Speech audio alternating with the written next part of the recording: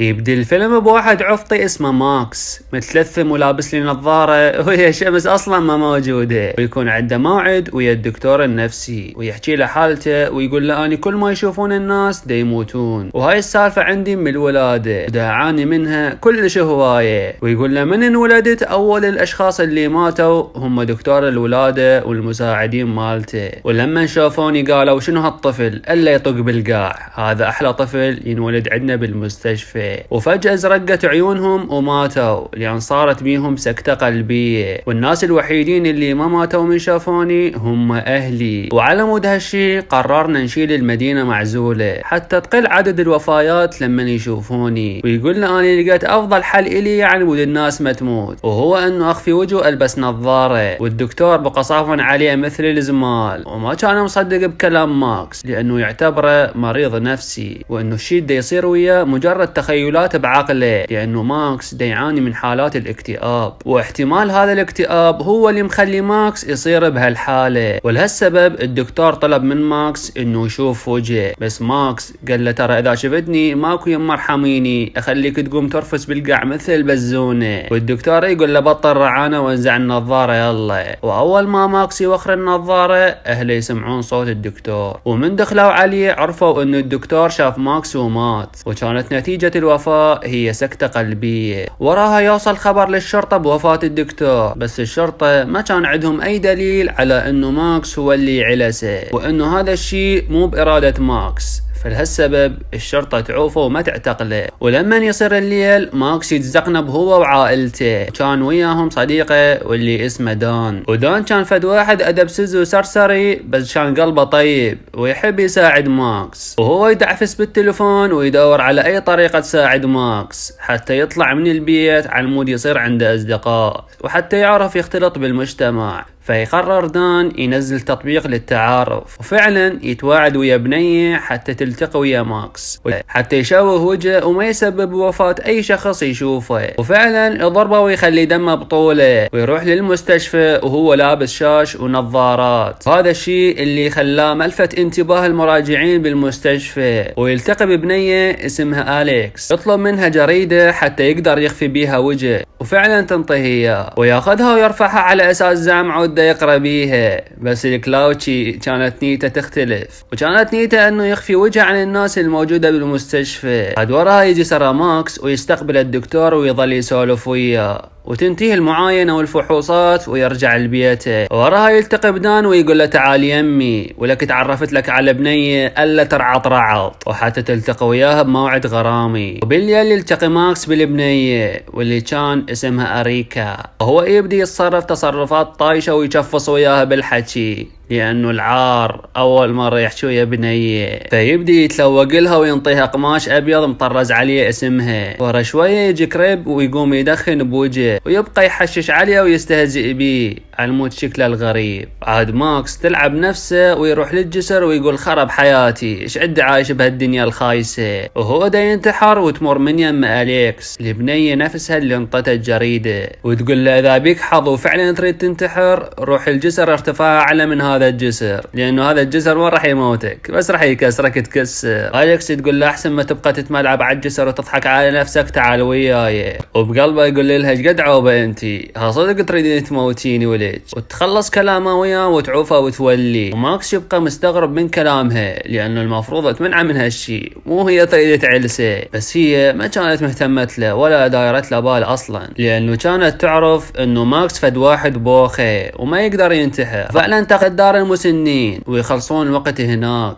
عاد وراها يرجعون للبيت وأليكس تأمن انه رجع للبيت فعلا لأنه خافت عليه لا يروح للجسر مرة ثانية او ينتحر بغير طريقة. ويبدي ماكس يزحف لها ويريدها تصير الضلع مالته لأنه فارغ وما عنده تواصل ويا أي بنية. يقول لها التقي بيش باكر عود، وتقول له لا باكر ولا بطيخ ما اريد اشوف خلقتك بعد. تحاول تتهرب منه بأعذار تافهة، والزمال يفتهم انه ما تريد تشوفه بعد. ترتاح هيك احسن لك يا زاحف يا تمساح يا أدبسيز يا المهم عاد يرجع للبيت ويشوفه صديقه دان ويسولف له عن أليكس وشلون خلص وقته وشلون فشلته وطيحت حظه. يقول له اتمنى اشوفها مرتلخ. ودان الزاحف يقترح عليه انه ينتظرها بمحطة القطار اللي شافها بيه اول مرة. قد ما يصدق وفعلا يروح هناك وصدفة تيجي ويشوفها وتتفاجأ وتقول انت ايش جابك هنا؟ يقول لها شفتك بالصدفة. يقول لها خلينا نخلص اليوم سوا، ايش قدت لحنت الخضرة الحمزة. وفعلا ام راسل مصفحة توافق ويروحون للماركت ويشترون شوية حبشكلات ويقعدون بالبانيو والسرسرية يظلون يلعبون بنعمة الله. وماكس يشرح له عن حالته وليش هيك لابس. واليكس تقول له لا تظل تتلقلق، انا اعرف قصتك كلها لانه انت معروف بمنطقتنا، فان شبوس تحلقك احسن لك، واصلا اني هم مثلك مريضة بالقلب ولابسة جهاز يحدد استقرار نبضات القلب لانه ما اعرف باي لحظة اموت. وماكس يقول لها بيه ولا بيك بعد عمري. فيقررون يروحون للسينما ويشربون عصير ميزو. وتقول له انا كنت اتمنى اروح للسينما ويا واحد بس ما عندي احد، والحمد لله هسه انا وياك هنا.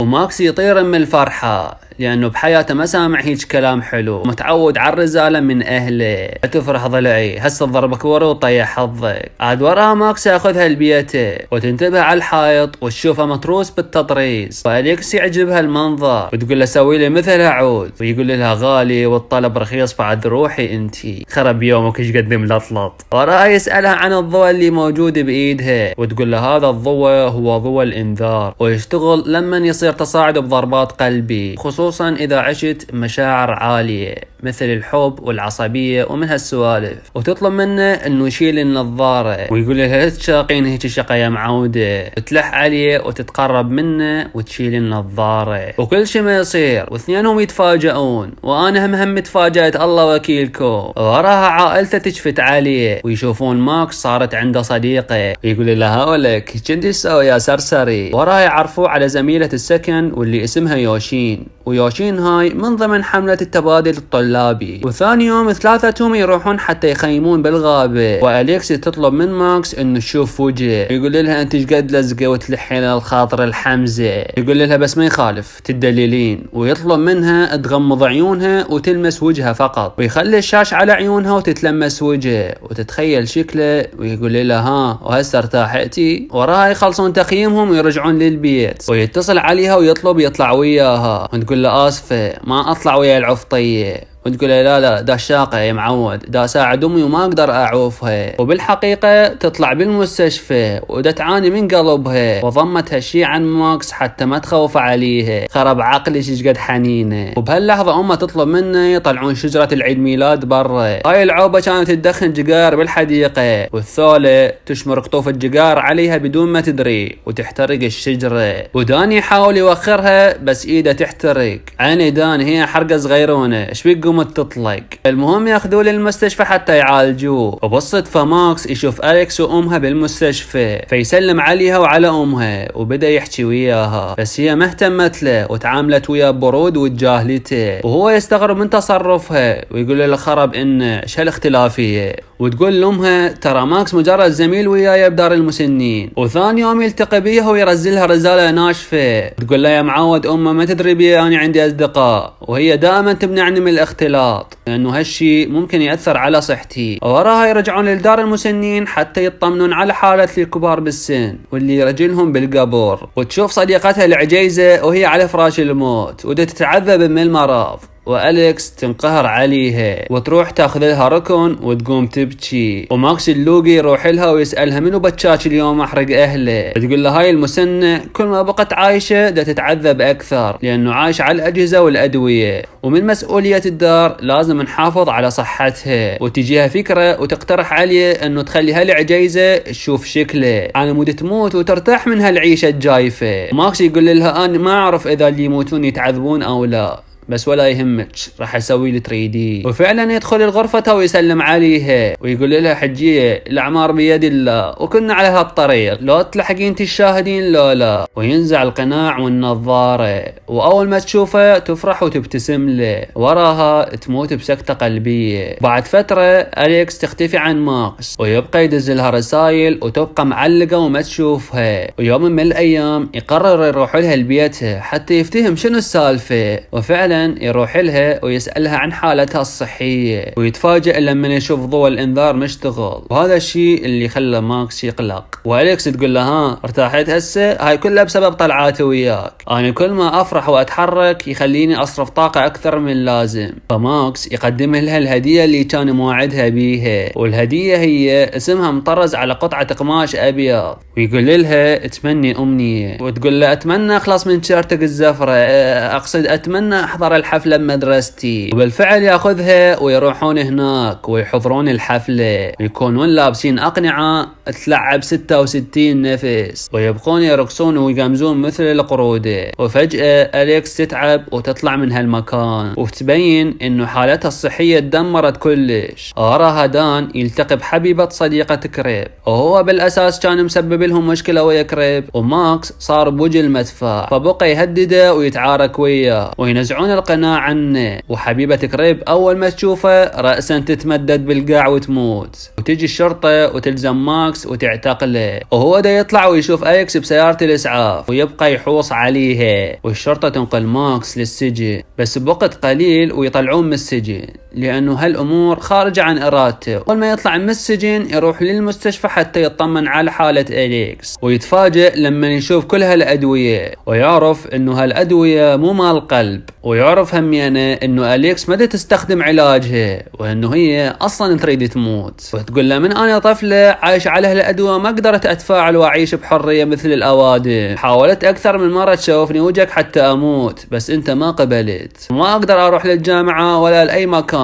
ولا أقدر أبين مشاعري تجاه أحد بسبب مرضي. فتطلب منه تشوفه وجه عن مود تموت وترتاح من هالعيشة الجايفة، بس ماكس ما يقبل ويرجع للبيت ويشيل الحجارة ويريد يشوه وجه، بس أهله قوة لاحقوا عليه ومنعوه. وبهاي الأثناء ماكس أول ما رفع الشاش شافته بزونة يوشين، والبزونة رأسا ماتت. وراها رجع التقى بدان وهو لابس الشاش والنظارة، ودان يقول له انت تسوي غلط لأنه أليكس ممكن تكون هاي آخر أيامها وأنت ما موجود وياها. فيتأثر بكلامه وفعلا يروح لها للمستشفى ويسوي لها حائط غرفة المستشفى يشبه غرفته، ويعلق لها بيه كل التطريزات على الحائط، ويقول لها أنا ما أريدك تموتين ولا أريدك تتعذبين بهذا المرض، ولأن أني أموت على ربك بعد عمري مستعد أنفذ كل طلباتك وحتى أرقص لك. ويصير قدامها ويطلب منها تفتح عيونها، وأول مرة أليكس تشوف ملامح ماكس، بس الغريب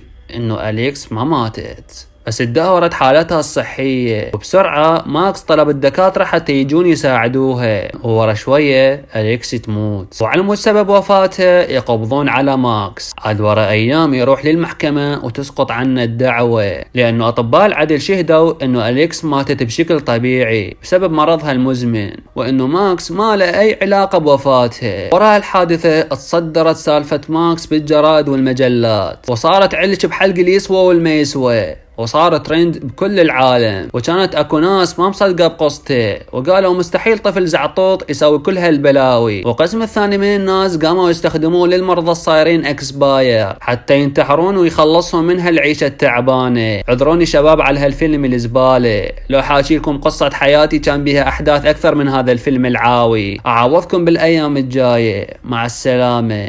هاي